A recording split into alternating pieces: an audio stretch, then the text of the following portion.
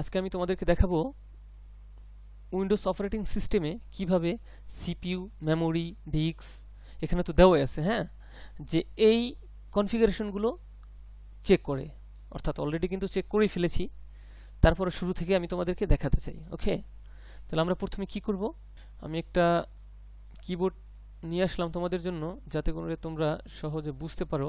Escape button click করব, click করার পরে পারফরমেন্সে যাব, পারফরমেন্সে যাওয়ার পরে যে দেখলাম সিপিইউর উপরে ক্লিক করলাম। সিপিইউর বিস্তারিত এখানে দেওয়া আছে, ইন্টেল আর কোরাই 5 জেনারেশন 7, এটা আমি আগেও একবার দেখিয়েছিলাম অন্য ওয়েতে। তারপরে দেখব মেমোরি, মেমোরি কতটুকু আছে, মেমোরি আছে 8 জিবি।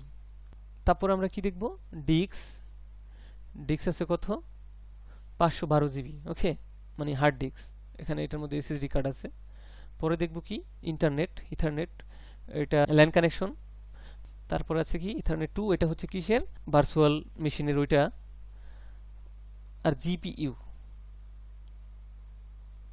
তো এই হচ্ছে কিন্তু আমার কম্পিউটারের মোটামুটি একটা কনফিগারেশন।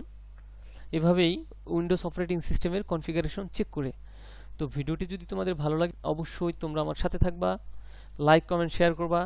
তোমরা কিন্তু পসা পসা ভিডিওতে অনেক লাইক কমেন্ট শেয়ার করো, সো ভালো ভালো ভিডিওতে যদি লাইক কমেন্ট শেয়ার না করো পসা পসা ভিডিওগুলো উপরে উঠে যাবে, এগুলো দিকে খেয়াল রাখতে হবে। ওকে প্রিয় বন্ধুরা, আজকে এই পর্যন্তই। আসসালামু আলাইকুম, আল্লাহ হাফেজ।